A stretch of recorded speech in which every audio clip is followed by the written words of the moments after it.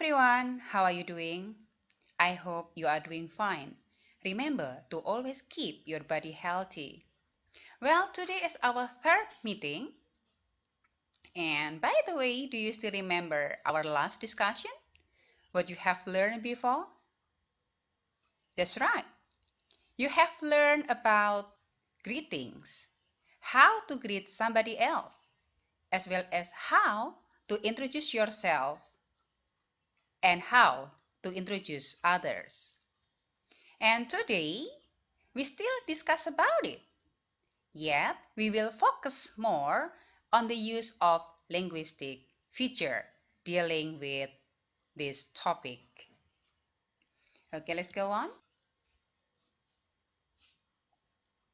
It is like what I talked to you before. Yeah, so far you have known how to do the greeting. It is used for the person you have over, and the other two, how to introduce yourself and how to introducing others. How you introduce two persons who haven't known each other.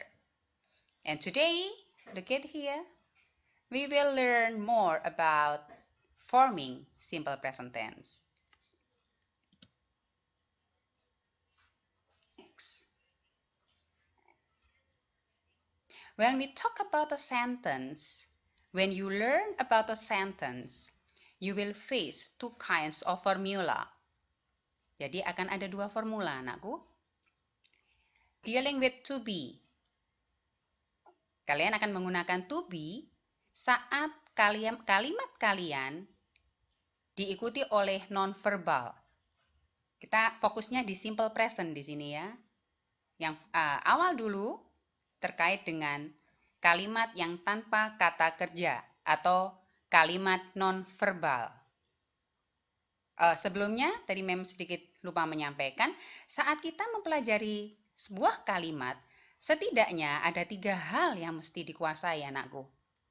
Awalnya, dari menggali formulanya terlebih dahulu. Kemudian, keterangan waktu yang harus dikuasai apa saja, itu sebaiknya juga kalian ketahui.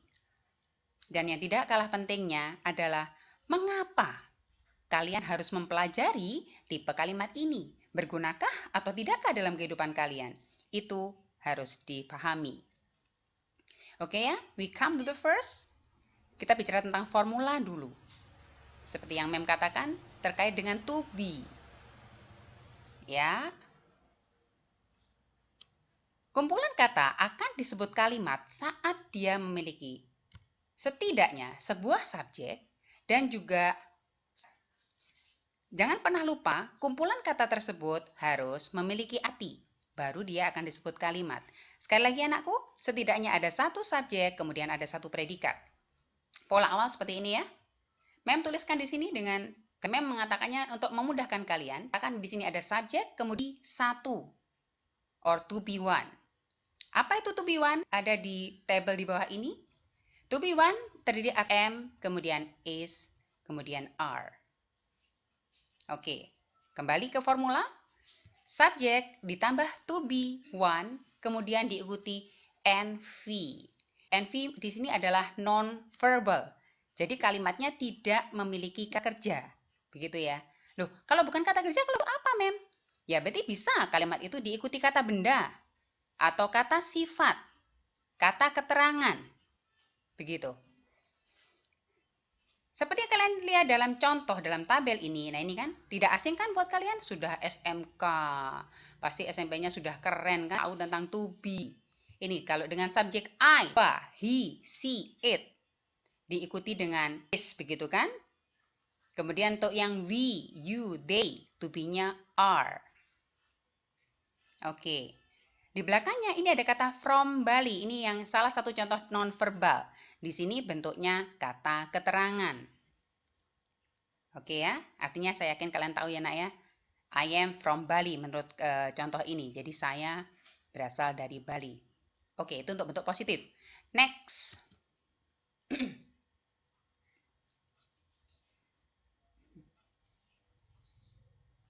Ya. This one is the formula for the negative pattern. Still about to be. Take a look here. Subject and then to be one plus not. Afterward by non-verb. Amat sangat mudah bukan? Aplikasinya seperti pada tabel di bawah.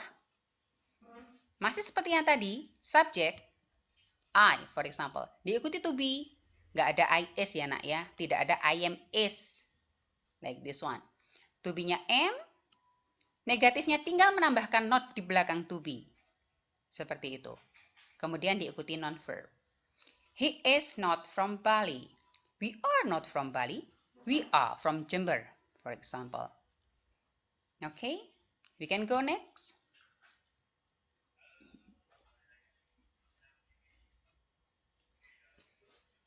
Ya, bisa kalian terka?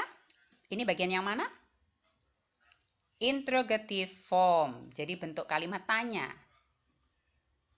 Is he from Bali? Apakah dia dari Bali? Begitu ya. Ini yang biasa dijawab dengan yes, no question. Kita sering mengatakannya yes, no question. Ada dua macam pertanyaan, kita fokuskan yes, no question. Oke.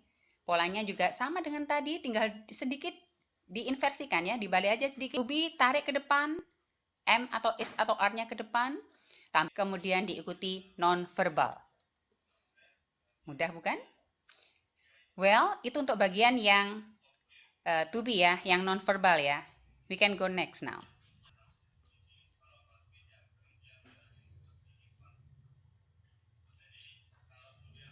Oke. Bisa dibaca ya anakku?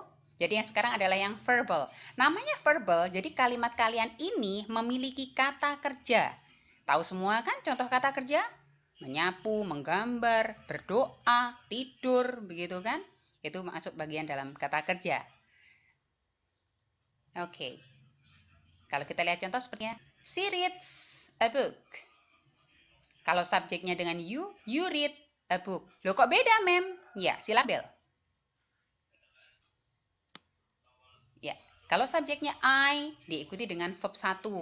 Jadi tidak usah ditambahkan S ataupun IS begitu.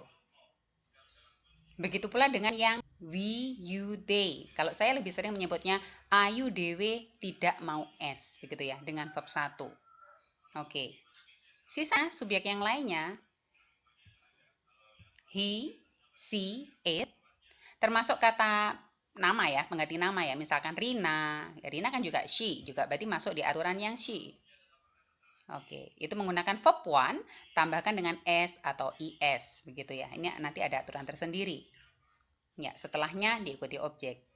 Masih ingat aturan tenses ya anakku ya, yang tadi ya. Paling tidak, dia memiliki satu subjek dan juga satu. Di sini bentuk predikatnya adalah kata kerja. Oke, contohnya. Ya, nanti coba buat kalimat sendiri ya. We can go next now. Take a look.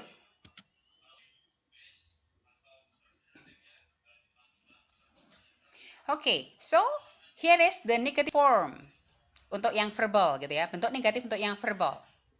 Perhatikan di sini untuk yang subjeknya I, we, you, are, you, they, we, begitu ya. I, we, you, they. Kita gunakan negatifnya kita tambahkan dengan do not. Disingkat don't juga boleh. Oke. Sedangkan yang he, she, it kita gunakan does not. Semuanya diikuti dengan verb 1. Jadi nggak usah ditambah S atau ES ya. Kalau tadi kan she reads, begitu ya. Kemudian you read. Di sini untuk negatif, kita sudah tambahkan does not, begitu. Atau kalau yang IUDW dengan do not, verb 1. Oke. Boleh, lebih bagus lagi agar kalimatnya lebih jelas, tambahkan dengan objek atau complement. Here is the result. Tadi kalau she reads a book, hasilnya jadinya she doesn't read a book atau she does not read a book. Sedangkan you read a book, jadinya you do not read a book. Oke, we go next.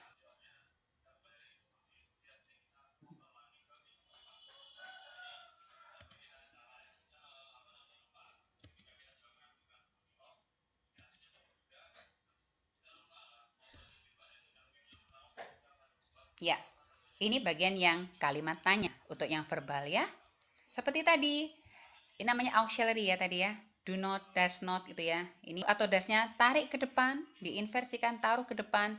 Subjeknya sama diikuti dengan verb pertama. Oke. Hasilnya seperti pada contoh. Ya, does he read a book? Kalau misalkan iya, tinggal dijawab yes, he does. Kalau tidak, surely you will say no, he doesn't. Atau no, he does not. Untuk yang I, you, they, we, seperti itu. Tidak dengan does, tapi dengan do. Do you read a book? Yes, I do. No, I don't. Oke. Iya, ini aturan untuk yang SIS tadi ya. Oke, untuk yang he, she, it, pada verb positifnya, di bentuk positifnya kan ada tambahan S atau IS. Ini aturannya. The suffix use may differ from between S, IS depending on the last letter of the verb. Jadi perhatikan huruf terakhir dari verb tersebut. Next one. Suffix S is used when the last letter is a consonant. Jadi tinggal menambahkan saat yang ini. Huruf terakhirnya itu berupa konsonan. It jadinya it's. Begitu. Bisa dicari contoh yang lain ya. Read jadinya reads. Banyak sekali ya. Oke. Kemudian, suffix es, akhiran es, is used when the verb ends in vowel letter. Es ketika verbnya itu berakhiran dengan huruf go. Vokal kan di akhiran seperti ini. Dia akhirnya nanti berubah menjadi goes. Goes.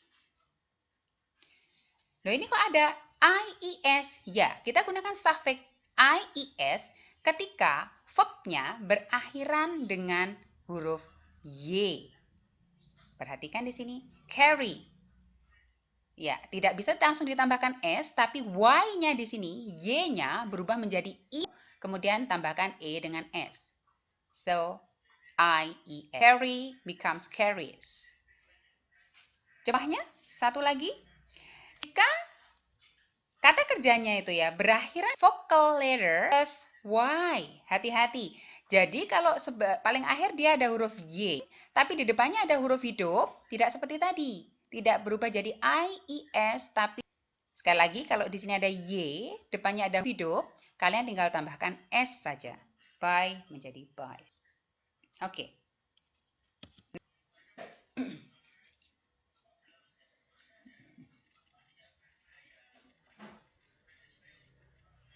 Ya, seperti Mem sampaikan tadi, pola kalian kuasai terlebih dahulu. Dan mestinya sebelum masuk ke bagian ini, nak, masih ingat apa tadi yang saya sampaikan? Iya, setidaknya kalian cari tahu ya tentang keterangan waktunya apa, begitu. Untuk yang bagian ini, kapan kita menggunakannya? When to use it? The simple present tense expresses a fact, fakta gitu ya, menunjukkan fakta, which is always true or true for a certain period. Jadi memang ini fakta yang ya dulu dikatakan benar, sekarang pun tetap dikatakan benar, begitu. Kalau yang sering dicontohkan waktu itu apa, nak? The sun rises in the east gitu ya, sampai hafal ya, matahari terbit dari sebelah timur begitu kan, jangan sampai dari sebelah barat ya. Oke. Ya, di sini saya contohkan the water boils at 100 degrees Celsius begitu. Ini secara ilmiah sudah terakui begitu kan. Kalau air mendidihnya ya pada 100 derajat Celcius. Itu fakta yang selalu benar begitu. Satu lagi fakta yang benar untuk periode tertentu. Seperti kalian sekarang. She studies at SMK N3 Jember. Vocational High School 3 Jember. Ya, ini untuk periode tertentu kan? Selama 3 tahun ini atau yang DF selama 4 tahun ini kalian fakta bahwa kalian belajar di SMK Negeri 3 Jember. Oke, itu fungsinya. Kenapa belajar simple present? Sangat penting ya, karena sering digunakan kan waktu kalian berkenalan kemarin itu, kita gunakan di situ. Fakta kalian cerita di mana tinggalnya misalkan, kalimat ini yang kalian gunakan. Satu fungsi lagi, this sentence also used to describe things one does regularly. Jadi digunakan juga untuk menunjukkan Kebiasaan yang dilakukan oleh seseorang. One di sini bukan satu ya nak.